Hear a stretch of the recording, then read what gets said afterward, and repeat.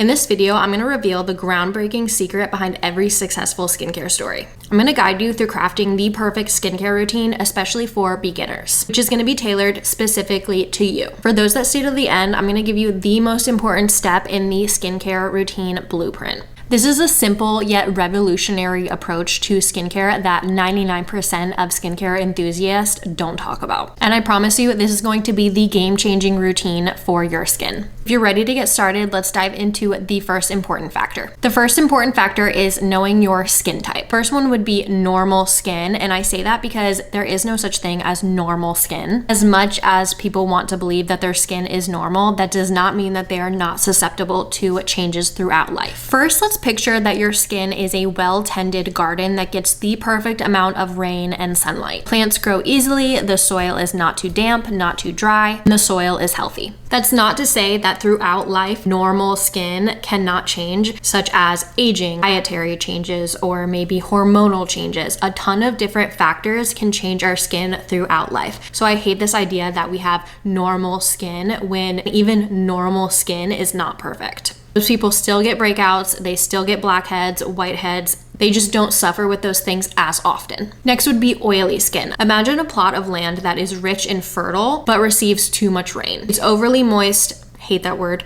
and it is prone to weed growth. This is similar to oily skin, where your skin produces too much oil, making it look shiny and greasy, often leading to issues such as acne, because oily skin leads to clogged pores, leading to acne. Now to imagine dry skin, think of a desert. The rain is scarce, aka the oil is scarce. It is dry, cracked, and desperately in need of moisture, and can feel tight and rough. So if you notice that your skin feels tight and rough after washing your face, you most likely have dry skin. Now let's talk about the difference between dry and dehydrated skin, because those two things are very different. Dry skin basically means that it lacks oils or lipids. It does not produce enough sebum. And as much as people hate oily skin, it's important for it to retain the moisture in your skin and to have a healthy skin barrier. So people who have dry skin are often more prone to having a compromised skin barrier. Think of how oil and water can't mix. So if you have water underneath and oil on top, the oil is going to keep water from seeping out. That is what the oil does for our skin. It keeps the moisture inside of our skin. So when you don't have oil on your skin, the moisture seeps out. Dry skin can feel rough, flaky, and tight. It's more prone to appearing dull, and it's an ongoing skin type, which requires consistent care to manage. On the other hand, let's talk about dehydrated skin. That is not a skin type. It is a skin condition. It can affect any skin type, even oily skin. Dry skin, oily skin, combination skin, sensitive skin, any type of skin. I, for example, have had dehydrated oily skin. It's characterized by the lack of moisture underneath, not the oil on top.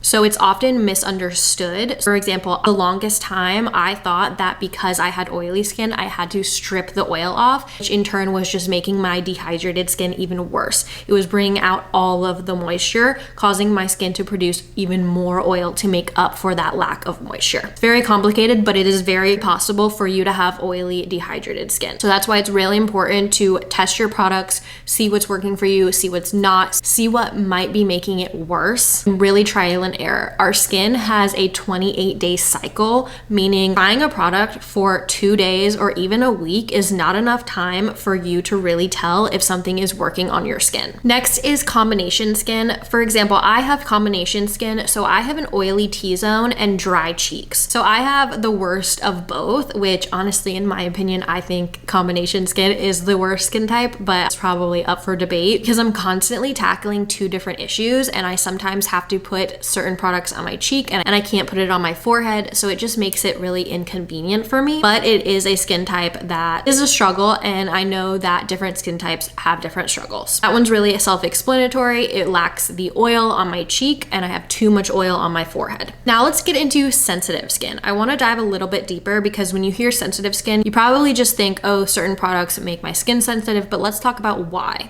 Sensitive skin comes down to so many different factors, not just skincare products. products or ingredients. You really need to treat your skin how it wants to be treated, and it is a very complicated process that often takes years to figure out what different ingredients are causing irritation. But let's talk about more than the ingredients and the products. Becoming dry and itchy can also come from environmental factors. Some skin is just very reactive. You might have normal skin, but it is very reactive to certain ingredients. It could be air pollution, it could be the sun, it could be too dry of weather, it could be too humid of weather. For example, I went to Colombia and my skin was so oily because it was so humid there. The humidity was just causing so much moisture in my skin on top of the oil, causing clogged pores. For example, think of the Philippines. It is a very hot and humid environment. In a local study, 6 out of 10 patients had malassezia folliculitis alongside their acne vulgaris. If you don't know anything about malassezia folliculitis, otherwise known as